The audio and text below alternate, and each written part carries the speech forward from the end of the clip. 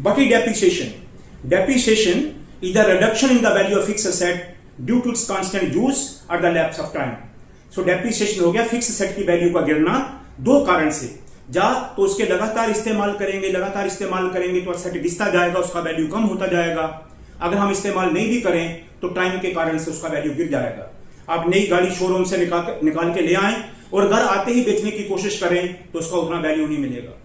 हर साल उसका वैल्यू गिरता जाएगा। तो दो कारण से उसका वैल्यू गिर गया, because of the constant use और the lapse of time. This is depreciation. The nature of depreciation is an expense. Depreciation business का एक्सपेंस बनता है, but it is a non cash expense. इसका पैसा बिजनेस किसी outsider को नहीं देता। बिजनेस उसे एक्सपेंस बनाता है अपना, और जो अमाउंट वो एक्सपेंस बनाता है उतना ही अमाउंट उसका रिजर्व बनता जाता है। हर साल उसकी डेप्रिसिएशन से पैसा जो इकट्ठा होता जाएगा, बिजनेस के पास रिजर्व बन जाएगा। जब वो मशीन टोटली बेकार हो जाएगी, उस पैसे का इस्तेमाल करके एक नई मशीन ले आएगा। तो ये डेप्रिसिएशन बिजनेस का एक्सपेंस बनेगा और एक्सपेंस का पैसा बाहर नहीं जाएगा, ये नॉन कैश होगा।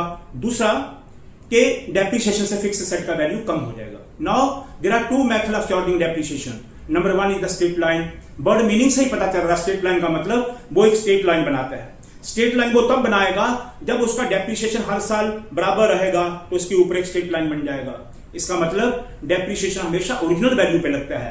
अगर ओरिजिनल वैल्यू एसेट का 1 लाख है, 10% डेप्रिसिएशन लगेगा तो 10,000 उसका हर साल, पहले साल में भी 10,000, दूसरे में भी, तीसरे में भी एक जैसा रहेगा, स्ट्रेट लाइन बनाएगा। Diminishing balance method. Word meaning से कन्वे हो रहा है। डिमिनिश वैल्यू यानी कि कम होती वैल्यू पे हर साल उसकी जो डेप्रिसिएशन होगी वो उसकी वैल्यू को कम करेगी और कम होती वैल्यू पे डेप्रिसिएशन लगेगा। एग्जांपल बताता हूं, 1 लाख का मशीन का वैल्यू, 10% का डेप्रिसिएशन, तो 10% का डेप्रिसिएशन 1 लाख पे हो गया 10,000। दूसरे साल में उसका वैल्यू घट के 90,000 आ जाएगा डेप्रिसिएशन को लेस करने के बाद। फिर 90,000 पे 10% लगाइए, 9,000 आ जाएगा।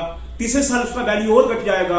अब 90,000 से 9,000 माइनस कर दीजिए, 81,000 पे 10% लगेगा, 8100। ऐसे करके उसका वैल्यू कम होता जाएगा और डेप्रिसिएशन भी कम होता जाएगा। These are two broad categories of depreciation.